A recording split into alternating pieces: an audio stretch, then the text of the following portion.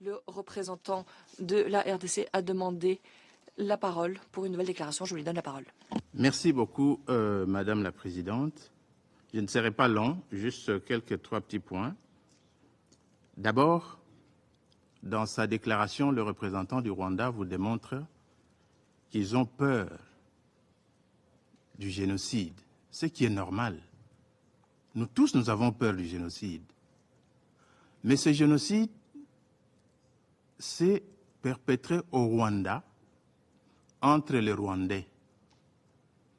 Je vous rappelle qu'en Rwanda, il n'y a que 2 tribus, si ce n'est pas 3. Nous, au Congo, nous en avons 450. Et nous vivons ensemble. Le Rwanda ne peut pas prétendre venir au Congo régler des problèmes ethniques qui se posent chez eux au Rwanda.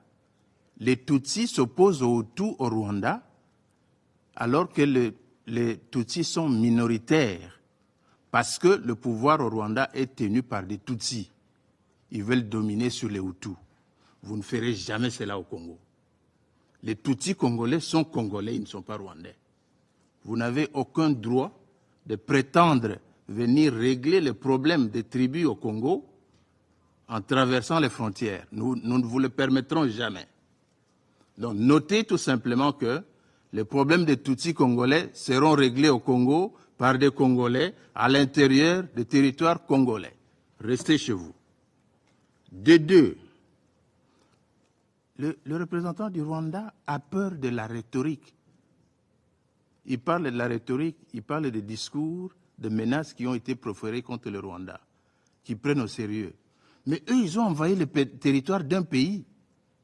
Ils sont sur le territoire de ce pays avec armement, avec troupes, avec des lance-missiles, des lance-roquettes.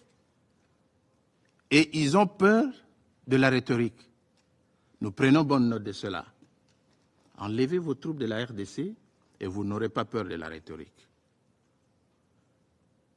Alors, je pense que, en ce qui concerne le blocage du processus de Luanda, tout le monde se conseille notamment est témoin que le Rwanda, qui dans sa folie de grandeur, a continué à armer les M23 pour bloquer le processus de Luanda, dans lequel nous étions tous engagés. Ce processus a des étapes. D'abord, la cessation des hostilités, le cantonnement de M23, le retrait des troupes rwandaises du territoire congolais, et ainsi de suite. Mais ils n'ont obéi à rien. La vérité, tout le monde le sait, c'est un secret de polichinelle. Les Rwandais sont au Congo pour piller les richesses, les minéraux stratégiques qui gisent dans le sous-sol de la République démocratique du Congo. Rien de plus, nous le savons. Tous les alibis qui sont en train d'avancer, les Tutsis, vous avez vu un Tutsi maltraité au Congo où? Nous avons 450 tribus. Pourquoi on ne va maltraiter qu'un Tutsi? Parce que le Tutsi est le plus important du monde. Mais pas du tout. Vous avez 2 tribus chez vous, vous ne savez pas les gérer, restez tranquille. Ne venez pas, ne croyez pas que vous allez transposer votre conflit Hutu-Tutsi au Congo. Au Congo, nous avons plus de 450 tribus. Nous avons des Nilotiques, nous avons des Bantous, nous avons des Pygmées, nous avons des Soudanais. Nous vivons tous ensemble en harmonie.